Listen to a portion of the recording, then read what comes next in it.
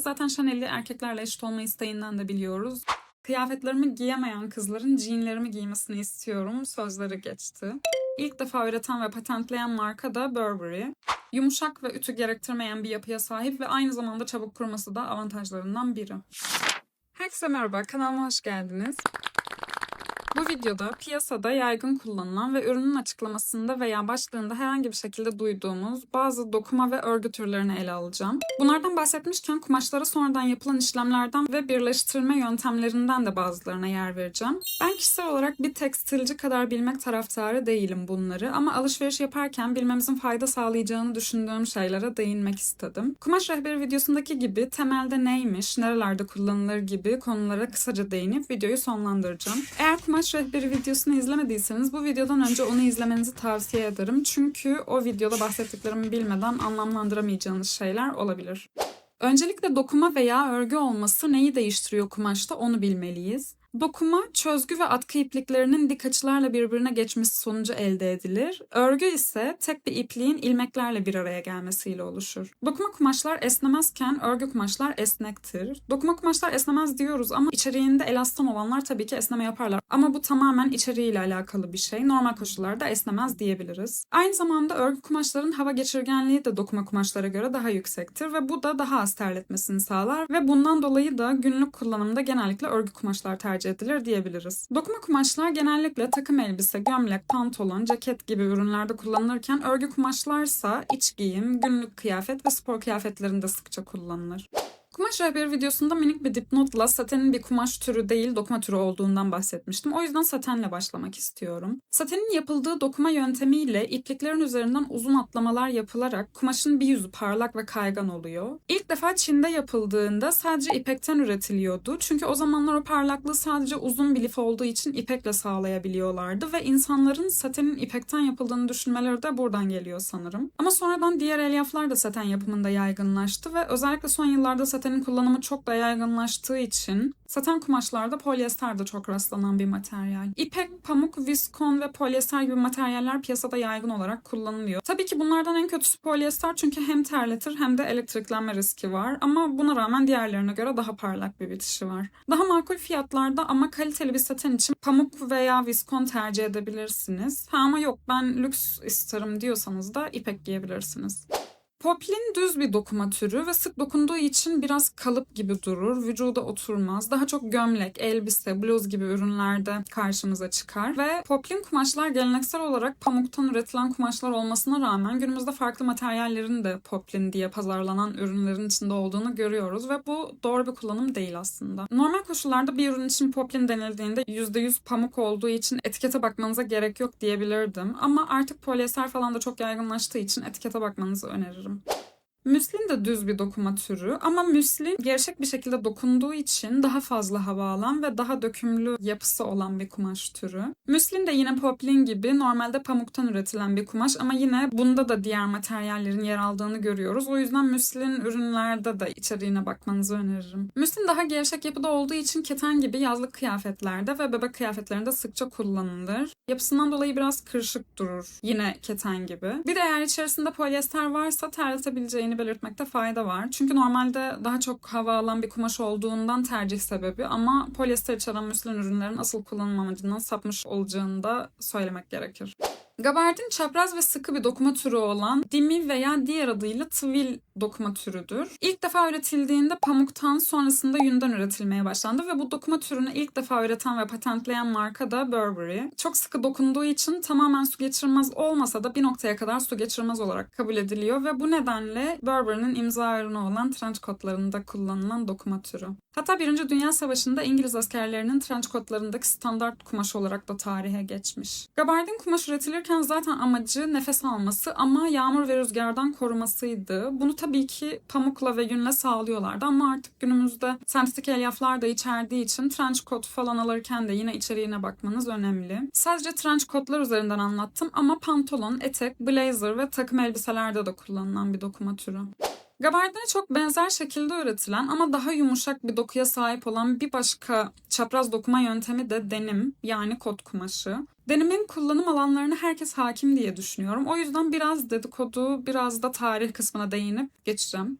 Denim kumaşlar ilk başta dayanıklı olduğu için iş kıyafeti olarak üretilmişti ama 1950'lerden itibaren Marlon Brando gibi ikonik isimlerle birlikte asi ve özgür bulunduğu için sokak modasında yer aldı ve 1976'da Calvin Klein'in ilk defa podyumda kullanmasıyla birlikte artık lüks modada da yerini almış oldu. O tarihlerde Vogue dergisinin denimin tarihiyle alakalı yazısında da Calvin Klein'in "Kıyafetlerimi giyemeyen kızların jeanlerimi giymesini istiyorum" sözleri geçti.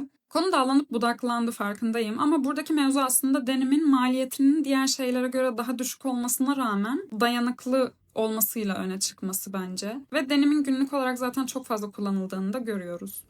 Pasen, bir diğer adıyla flanel de yine pamuktan üretilen bir dokuma türü ve hafif tüylü bir görüntüye sahip. Hafif bir kumaş olmasına rağmen sıcak tutar. Bu nedenle de kışın tercih edilen bir tür olarak karşımıza çıkıyor. Pazen kumaşların en belirgin olduğu kullanım alanı bence oduncu gömlekleri. Çünkü oduncu gömlekleri hem unisex kullanılabilen ürünler hem de belli aralıklarla moda oluyor. Bu arada sıcak tutması ve yumuşak olmasından dolayı kışlık nevresim takımlarında da sıkça kullanılan bir kumaş. Aynı zamanda bebek kıyafetleri, şort, elbise, etek ve pijamalarda da kullanıldığını görüyoruz. Ama sıcak tuttuğu için kışlık ürünlerde kullanılan bir kumaş. Şifon düz bir dokuma türü, çok ince bir yapısı var ve saten gibi ilk üretildiği zamanlar sadece ipekten üretiliyordu ve 1938'de ilk defa naylonun kullanılmasıyla birlikte artık farklı elyaflarda kullanılmaya başlanmış oldu. Bundan öncesinde yüksek statü göstergesiydi çünkü maliyeti yüksekti. İpekten yapıldığı için doğal olarak. Ama artık günümüzde polyester dahil birçok elyaftan üretildiği için ve maliyeti de materyaline göre değişkenlik gösterdiğinden lüks bir kumaş olarak geçmiyor. Günümüzde genellikle abiye, gece elbisesi, etek, bluz ve katmanlı deneysel tasarımlarda kullanılan bir dokuma türü. Ve lüks modada da 3D baskılı haute couture defilelerinde karşımıza çıkıyor. Benim çok beğendiğim bir tasarımcı olan Iris van Herpen da şifonu sıkça kullanan bir tasarımcı ve tasarımları gerçekten çok başarılı. Hatta teknolojiyle modayı birleştiren tasarımcı olarak da biliniyor. Bir göz atmak isterseniz onun tasarımlarına da bakabilirsiniz bence. Gerçekten çok başarılı. Oxford dokuma türü biraz farklı bir şekilde üretiliyor. Çok detayına inmeyeceğim ama dayanıklı ve rahat olmasıyla bilinen bir kumaş. İlk üretildiğinde pazarlama stratejisi olarak üniversitenin adı verildiği için bu isimle biliniyor. Biraz ağır ve kalın bir kumaş ve giydikçe yumuşayan bir yapısı var. Klasik gömlek, bluz ve günlük giyimde kullanılan türü genellikle %100 pamukken daha sık ve ince dokunan sentetik materyallerden üretilen versiyonu da outdoor kıyafetlerde tercih ediliyor. Bu sefer de Chanel'in imza dokuma türü olan tweed'e geldik. Birden fazla iplikten üretildiği için kırçıllı gibi görünen yapısıyla gördüğünüzde hemen anlayabileceğiniz bir kumaş. Tweed başlarda dayanıklı ve soğuktan koruması için çobanların giydiği yünlü bir kumaştı. Ama sonradan yünlü yapısından dolayı suyu itmesi ve soğuk geçirmemesi ve aynı zamanda dayanıklı olmasından kaynaklı İngilizlerin hava çıkarken giydikleri bir kıyafet türü oldu. 1920'lerde Coco Chanel'in erkeklerin kullandığı bu kumaşı kadın kıyafetlerinde kullanmasıyla lüks modada yerini aldı. Zaten Chanel'i erkeklerle eşit olma isteğinden de biliyoruz. O yüzden bu kumaşı kadın giyimde onun kullanması da tesadüf değil bence. Chanel'le birlikte takım elbiseler, ceketler, etekler ve hatta şapka, atkı gibi aksesuarlarda bile kullanılmaya başlandı. Tweed eğer beğendiğiniz bir dokuysa yün biraz fiyat artırdığı için pamuk ve akrilik karışımlarına da bakabilirsiniz bence. Waffle kumaşlar aslında geleneksel olarak dokuma ile üretilen kumaşlar olmasına rağmen örgü versiyonları da var. Waffle kumaşları da tweedler gibi baktığınızda hemen tanırsınız. Çünkü yapısı gerçekten de waffle ekmeğine benzediği için 3 boyutlu petek veya kare desenine sahip olduğu için bu ismi almış. Bu kumaşlardaki desenlerin boşlukları havayı hapsedip vücut ısısını koruduğu için ısı yalıtımı konusunda iyi ve bu nedenle de örgü yöntemiyle üretilen waffle kumaşlar termal olarak da geçiyor. Dokusundan dolayı hava sirkülasyonu fazla olduğu için nemi tutmasına rağmen hızlı kuruyan bir kumaş ve bu yüzden bornoz ve havlularda, temizlik bezlerinde bile kullanılıyor. Bu saydığımız özelliklerinden dolayı günlük kıyafetlerde eşofman, pijama, sabahlık ve spor kıyafetlerinde kullanılan bir kumaş ama kullanım alanına göre içeriğini seçmeniz gerekir. Havlu, bornoz, günlük kıyafetler, pijama ve eşofmanlar için pamuk tercih ederken spor kıyafetler ve dayanıklılığı artırmak istediğiniz ürünler için sentetik karışımlar tercih edebilirsiniz. Jakar, kumaş dokunurken karmaşık ve kalıcı desenler oluşturulan bir dokuma tekniği ve bu yöntemde kumaşa sonradan işlenen desenler değil, her bir ipliğin ayrı ayrı kontrol edilerek dokunmasıyla elde edilen bir desen söz konusu. Jakarlı kumaşların en büyük avantajı tabii ki işleme veya baskıyla kıyaslandığında bunun zaten dokunurken yapılan desenler olduğu için kalıcılığının daha yüksek olması ve çok karmaşık desenler yapılabilmesi. Ev tekstili, takım elbiseler, kravatlar, şık abiye elbiseler ve kazaklarda kullanılan bir dokuma türü. Kadife çift katmanlı dokuma sonrasında bu katmanlar arasında ipliklerin kesilmesi sonucu kesilen ipliklerin uçlarının serbest kalmasıyla elde edilir ve bu açık uçlu iplerin olduğu yüzey tüylü görünür. Kadife de saten gibi ilk başta sadece ipekten üretiliyordu ama sonradan pamuk, polyester ve diğer sentetik lifler de kullanılmaya başlandı. Kadifenin kaliteli olması için sıkı dokunmuş olması gerekir ki üzerindeki tüyleri dökülmesin. Kadife de günlük giyim, abiye, ceket, gece kıyafetleri, ev tekstili gibi bir sürü kullanım alanına sahip. Şimdi geldik örgü türlerine. İlk olarak birbirine benzer yapıda olan kaş korse ve ribana'dan bahsetmek istiyorum. Çünkü online alışveriş yaparken illaki herhangi bir ürünün başlığında kaş korse veya ribana diye yazdığını görmüşsünüzdür. Kaş korse zaten ribana örgü türünün belli bir şekilde yapılmasıyla elde ediliyor. Yani kaş korse bir ribana türü. Ribana örgü yönteminde ters ve düz ilmekler sıralı şekilde gelir ve iki yüzü de birbirine çok benzer. İnce, belirgin dikey çizgileri olan bir yapısı var ve yatay yönde çok iyi esneme yapar. Esnek olduğu için tişörtlerin, sweatlerin falan yaka ve lastikli kısımlarında kullanılır. Aynı zamanda esnekliğinden dolayı atlet, spor giyim, bebek kıyafetleri ve tişörtlerde de kullanılır. Kaş korse ise daha kalın, belirgin dikey çizgilere sahip ve iç giyim, gecelik, eşofman, vücuda oturan elbiseler ve croplarda kullanıldığını görürüz. Ribana da kaş korsede çift plakalı kumaşlardır. Bu da ne demek oluyor? Çift plakalı olmaları ilmeklerin iki iğne yatağında örülmesi demek oluyor ve çift plakalı örgü kumaşlarda hava boşlukları bulunduğundan ve bu hava boşluklarında hava tuttuklarından ısı yalıtımı iyi, yani sıcak tutar diyebiliriz. Interlock da çift plakalı örgü makinelerinde üretilir ve bundan dolayı yine sıcak tutar. Atlet, kışlık iç giyim, tişört, bebek giyimi ve elbiselerde kullanılır. Ribana'ya göre daha sıkı bir kumaş. Yine esnek ama ribana kadar değil.